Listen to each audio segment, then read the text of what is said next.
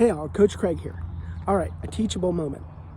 I was up in Big Bear Lake, California, where we've got a couple of cabins, and I go up and I do all of the self-management and maintenance and everything else to make our cabins awesome for our guests. And as I was up there, I was coming down the hill, and it was dark, Highway 38, and I'm coming around a corner. I'm turning right, and lo and behold, right in the middle of the road is a boulder, and in between a rock and a boulder. I would say the thing was about at least 4 inches square, maybe 6 inches square.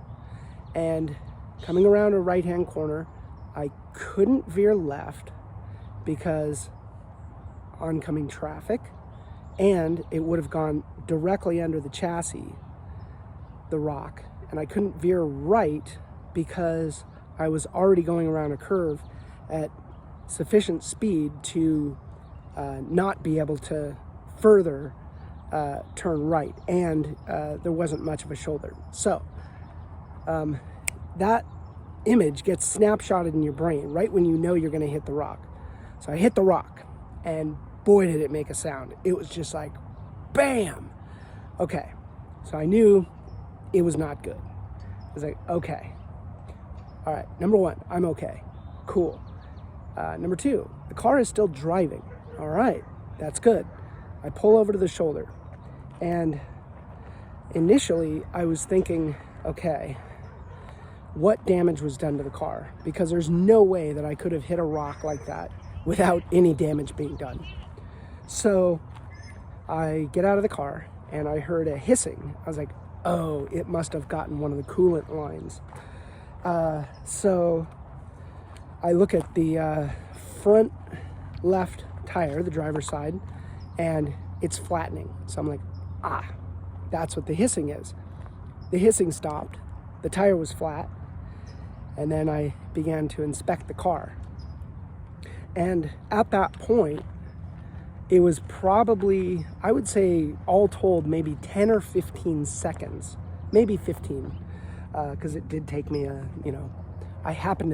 there happened to be a shoulder where I could pull off right after I hit the rock. So it wasn't a lot of time between when I hit the rock and when I had been out of the car inspecting it.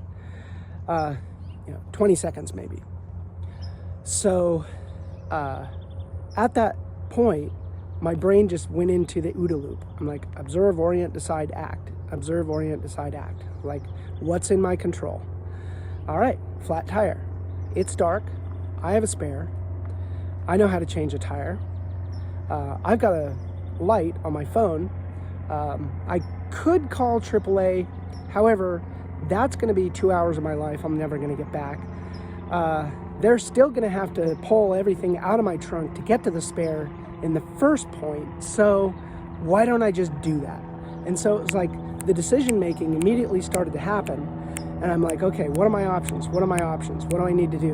And it was like, boom, right into action mode. And so why do I tell this story?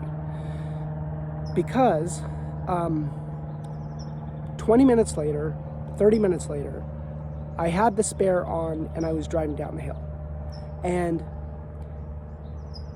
I want you to think about how you respond when bad things happen. Because welcome to life. Bad things are going to happen. And you don't have control over that.